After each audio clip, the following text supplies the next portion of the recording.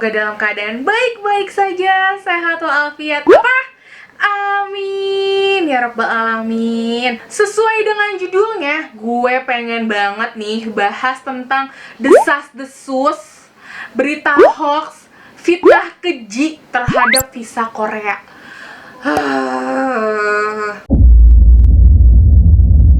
Gila ya, sumpah ya, gue gak ngerti lagi kenapa kalian tuh gampang banget termakan dengan katanya gini, katanya gitu, katanya gini. Jadi ini tuh menyebabkan teman-teman online gue nih banyak banget di DM Instagram ataupun di komen YouTube yang ketakutan gitu, karena fitnah-fitnah keji ini, desas-desus ini tuh bertebaran di seluruh Indonesia Raya.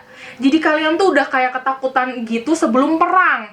Padahal coba aja tuh belum, tapi kalian tuh udah pada ketakutan. Takut banget visa kalian tuh ditolak. Nah, jadi di sini gue pengen ngejabarin fitnah-fitnah apa aja sih yang gue denger, atau desas-desus apa aja sih yang menyambangi hidup gue. Banyak banget, rata-rata itu dari keuangan, terus kerjaan kalian, atau kayak mesti keliling berapa negara dulu gitu loh. Sebelum gue bahas, gue pengen kasih tau dulu ke kalian kalau misalnya ini gue share berdasarkan pengalaman gue yang udah 2 tahun berturut-turut ngurus visa sendiri, dan gak pernah terkendala dengan hal-hal yang kalian tanyain gitu loh ke gue. Jadi gue sebenarnya ikutan resah nih, kok bisa ya kalian tuh dapat kabar seperti ini. Padahal selama kemarin gue apply visa itu baik-baik aja, lancar-lancar aja, tanpa adanya gangguan-gangguan yang ada di sekitar masyarakat ini gitu loh. Jadi inilah saatnya gue bahas gitu. Oh ya, gue mau kasih tahu ke kalian kalau gue ini bukan siapa-siapa. Gue bukan ahli visa, gue bukan orang kedutaan, gue bukan orang KVAC atau orang tentang pengamat-pengamat visa, enggak. Jadi gue di sini benar-benar share berdasarkan pengalaman pribadi gue kemarin. Nah, yang pertama pengen gue bahas adalah uang. Semua ketakutan tentang uang. Money, money, money. Oke, komen pertama. Ini maksudnya gue cuma ngambil beberapa karena emang semuanya rata-rata komennya begitu.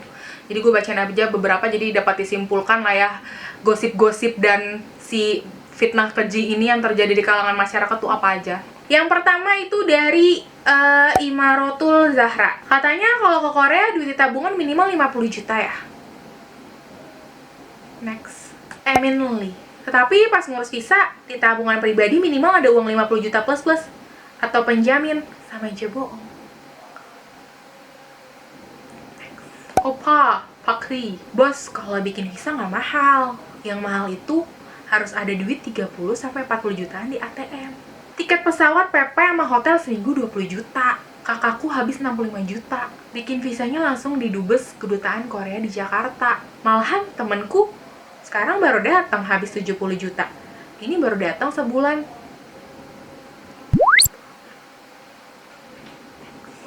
Star Melody. Kak, aku udah tanya kali ini di DM, gak dibalas ya. Mau tanya, memangnya kalau buat visa bisa sampai 70 jutaan?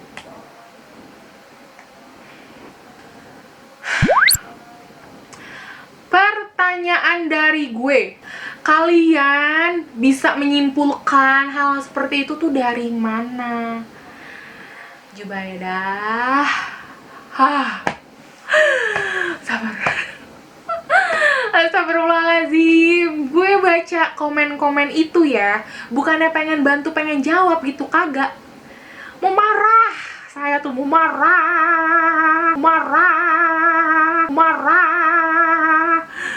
Gak ada guys, gak ada yang namanya peraturan atau disebutkan di persyaratan kalian pengen buatan visa itu ya. Tuh gak ada yang namanya ditembak langsung, lo harus punya tabungan sekian, lo harus punya tabungan sekian. Nope. Nggak ada sama sekali. Nih ya, gue buka KVAC. Frequently asked question di KVAC sendiri ini adalah, apakah ada minimal saldo dalam dokumen keuangan seperti rekening koran atau limit penggunaan kartu kredit saat pengajuan visa wisata? Jawaban dari KVAC-nya, nggak ada. Kalian bisa baca sendiri sini kan. Tidak ada batasan jumlah transaksi atau saldo dalam dokumen keuangan. Tetapi jumlah nominal pada rekening dapat mencukupi keperluan selama tinggal di Korea.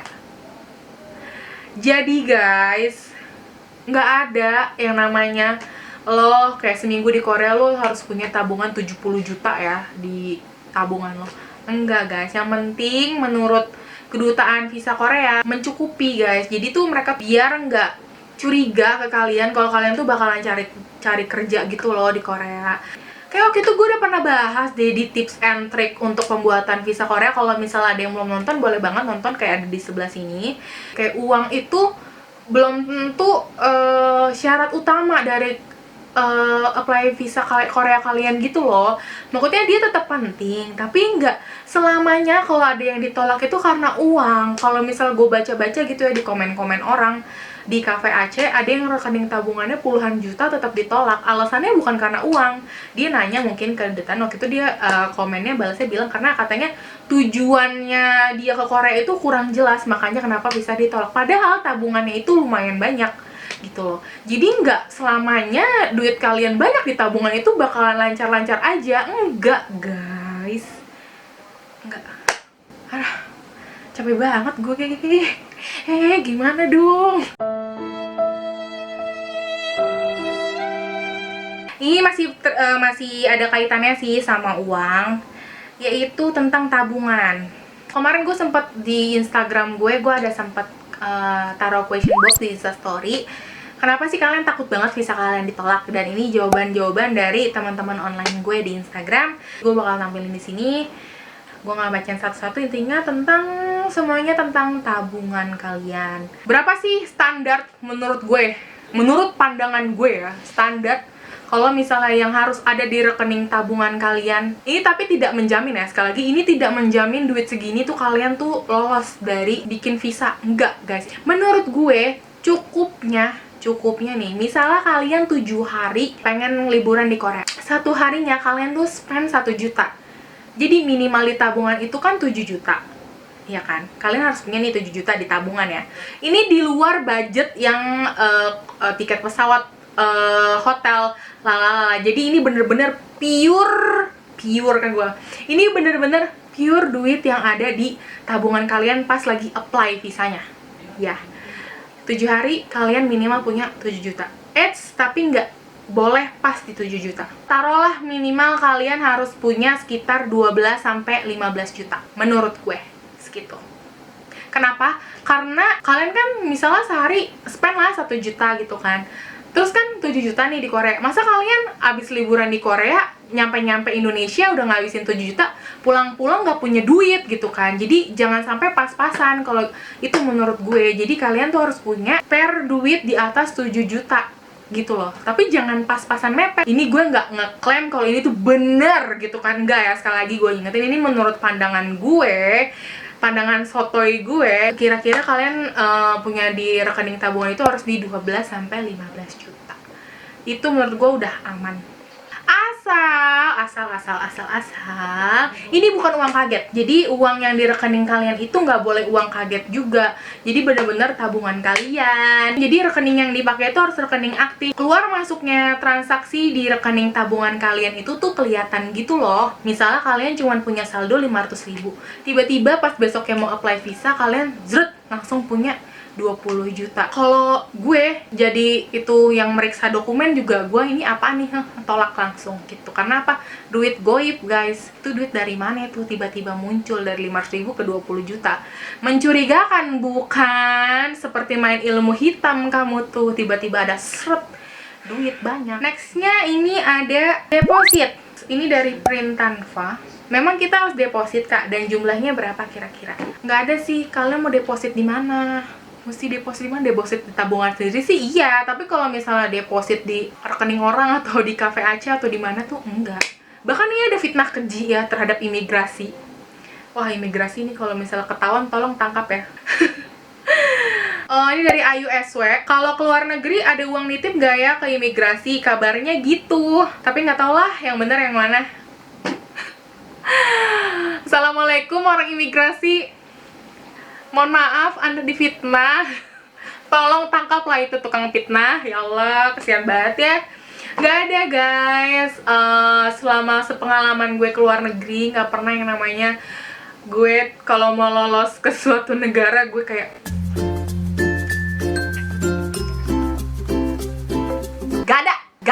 gak ada. Oh iya, ini juga menjawab sih, ada juga beberapa dari kalian yang suka nanya gimana caranya lolos dari imigrasi atau di imigrasi tuh sukanya ditanya apa sih. Sejauh pengalaman gue, kalau di imigrasi tuh paling kalian ditanya tujuan kalian ke negara tersebut itu apa, sama siapa, dan tinggalnya di daerah mana, dan selama berapa hari. Udah sih, nggak pernah yang nanyanya aneh-aneh. Nextnya ada Rahmat Saputra, sampai ditanya bawa uang berapa nggak ya? Terus untuk paspor, apakah harus sudah pernah pergi ke 3 negara baru bisa masuk Korea? Enggak guys, nggak ada yang minimal lo harus keliling ke mana dulu baru boleh masuk Korea tuh, enggak. Asal kalian semua tahu, waktu pertama kali gue ke Korea, paspor gue kosong. Jadi gue belum pernah ke luar negeri sama sekali. Even ke negara tetangga kayak Singapura, Malaysia itu gue belum pernah gitu. Jadi negara pertama yang gue kunjungin adalah Korea. Jadi nggak usah khawatir paspor kalian kosong, aman. Nextnya, ini ada pertanyaan dari Sylvia V. Kak, bener gak sih harus cantumin harta yang kita miliki, rumah atau mobil gitu, wajib gak sih? Enggak sih, nggak wajib. Cuman ini ada di salah satu persyaratan dokumen keuangan. Tapi ini nggak direkomendasikan. Kalau misalnya kalian emang nggak punya, ya nggak usah. Nanti kita bahas ya tentang nyantumin harta yang kita milikin di akhir. Jadi nonton terus sampai habis. Nextnya itu adalah pekerjaan. Ini rata-rata kalian ini takut, maksudnya kayak takut karena kalian tuh ibu rumah tangga doang, atau cuma mahasiswa doang, atau pelajar, atau freelance. Ini banyak banget sih, sumpah. Ini gue cuma ngambil beberapa, cuma ngambil 2 contoh kayaknya. Tapi sebenarnya di komen YouTube gue tuh banyak banget yang, Kak aku freelance gimana? Kak aku kan cuma kerja part time gimana? Kak aku baru kuliah gimana? Kak aku baru SMA gimana? Ini salah 2 contohnya. Ini dari Dia Waripe. Karena aku mahasiswa, takutnya ditolak gitu, karena masih uang dari orang tua. Dan lagi karena ibu rumah tangga sih, kan nggak punya SPT, nggak ada surat referensi juga, gimana itu. Kalian tuh udah pesimis duluan ya. Ini juga ada sih, ada yang nyambung nih. Udah pesimis duluan, ada yang karena mindset. Bener banget. Ini menurut gue bener banget. Kalau mindset kalian positif, insya Allah positif juga lah itu hasil si visa. Tapi kalau misalnya kalian negatif terus, bisa jadi loh itu visa ditolak karena mindset kalian. Jadi ucapan adalah doa gitu loh. Jadi kayak, jangan-jangan visa gue ditolak ya. Terus kayak malaikat tiba-tiba nyatetnya visa kalian ditolak, kan kayak jadi beneran ketolak gitu. Jadi mindset kalian tuh harus positif. Oke lah, daripada gue kebanyakan budget, mari kita bahas aja informasi-informasi yang gue dapat dari Cafe Aceh. Cafe Aceh tuh apa sih? Ya kan, Cafe Aceh itu adalah Korean Visa Application Center guys. Jadi sekarang kalau ngurusin visa Korea itu udah bukan di kedubes Korea lagi, tapi sekarang udah ada pihak, ibaratnya pihak ketiga kali ya, itu namanya Cafe Aceh. Oke, ini gue bahas tentang dokumen persyaratan single entry visa aja ya guys ya. Dokumen itu ada 2, dibagi 2. Yang pertama itu dokumen persyaratan, yang kedua itu dokumen keuangan. Nah, dari dokumen persyaratan, kalian bisa lihat di sebelah sini, itu tuh ada apa aja. Kalian bisa capture ini semua. Ini kalau yang surat keterangan ini, kalian boleh pilih salah satu. Kalian itu tuh ada di mana ya? Kalau misalnya kerja ya pakai surat keterangan kerja. Kalau misalnya kalian mahasiswa ya pakai surat keterangan mahasiswa. Terus sertain kartu pelajar juga kalau misalnya kalian kartu pelajar. Kalau misalnya kalian pelajar. Terus ini ada surat keterangan pribadi tuh. Kalau misalnya kalian ibu rumah tangga, kalian pakainya surat keterangan pribadi. Next lagi ada dokumen keuangan. Nah, ini nih yang sering ditakuti sama seluruh jiwa umat manusia di muka bumi ini. Di sini ada macam-macam, ada berapa nih? Ada 6 poin. Yang pertama itu rekening koran 3 bulan terakhir, disertai cap bank.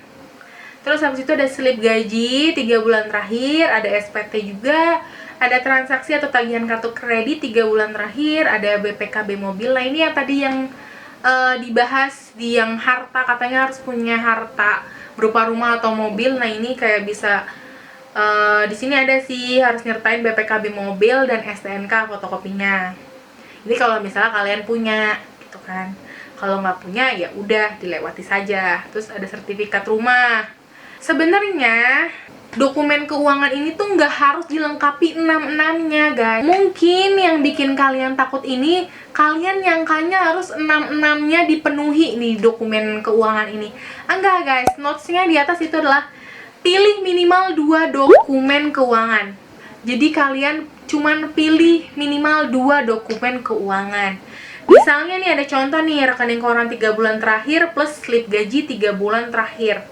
Nah itu aja udah cukup. Atau rekening koran 3 bulan terakhir plus transaksi kartu kredit 3 bulan terakhir, itu pun udah cukup. Jadi di antara 6 ini pilih cuman 2 aja. Nah kalau gue biasanya cuman rekening koran 3 bulan terakhir plus slip gaji 3 bulan terakhir. Nah kalau misalnya ada yang nanya, tapi kan itu kan lu Fir yang emang punya slip gaji, yang punya rekening korannya lancar, lalalala. Kalau gue ibu rumah tangga, kalau gue mahasiswa, seperti tadi ada yang nanya tuh.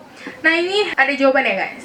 Kalian harus melampirkan surat pernyataan, sponsorship, atau permission letter.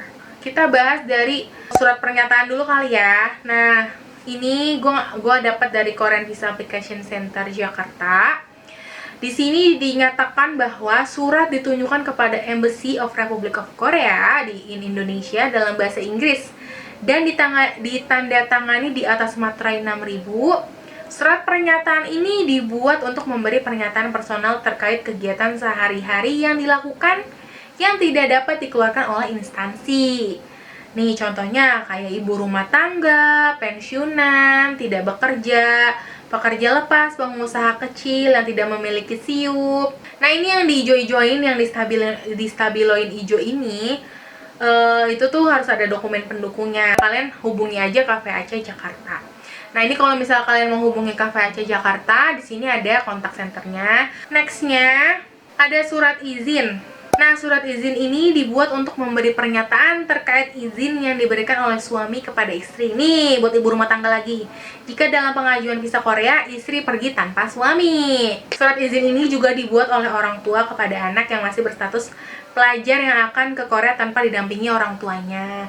Nah, jadi buat kalian yang mahasiswa, buat kalian yang ibu rumah tangga atau apapun itu, kalian bisa pakai surat izin ini. Ada lagi surat sponsor. Nah, surat sponsor ini dibuat untuk memberi pernyataan terkait dukungan keuangan yang diberikan oleh orang tua atau keluarga, dapat dibuktikan hubungan kekeluargaannya kepada pemohon selama perjalanan ke Korea. Dokumen keuangan atas nama pemberi sponsor haruslah dilampirkan minimal 2 dokumen keuangan. Nah, jadi ini menjawab pertanyaan yang Kak, kalau misalnya aku pelajar, aku harus nyertain dokumen keuangan siapa, lalala, atau gimana. Nah ini kalian bisa pakai surat sponsorship dari orang tua kalian atau kakak kalian yang udah bekerja, atau siapapun yang ingin mensponsori biaya kalian selama liburan, tuh pakai dokumen keuangannya mereka. Ingat, minimal dokumen keuangan itu harus pilih 2. Jadi pilih aja di antara 6 tadi kan. Kalau dokumen keuangan ini kalian pilih 2 juga, punya sponsor kalian, entah orang tua ataupun kakak kalian, tante, om, atau siapapun yang mensponsori kalian. Nah udah segitu aja pembahasan gue tentang desas-desus, berita hoax, dan fitnah keji terhadap visa Korea. Semoga informasi ini membantu. Mohon maaf kalau misalnya gue banyak kurang dan salah. Semoga kalian suka videonya. Jangan lupa like, di komen, di share juga ke teman-teman supaya nggak kemakan berita hoax. Oke? Jangan lupa subscribe juga bagi yang belum subscribe. Makasih juga yang udah nonton dan ngikutin Vira dari zaman bahula sampai sekarang. Selamat datang juga buat kalian yang baru join ke channel ini. Semoga kalian betah. Jangan lupa juga untuk follow Instagram Instagram gue, karena di Instagram gue suka share tentang promo-promo tiket. Kalau misalnya gue dapat promo, terus misalnya ada travel fair juga bakalan gue share. Atau kalau kalian mau minta aitin gue juga boleh, silahkan DM Instagram atau komen di bawah. Oke, sekian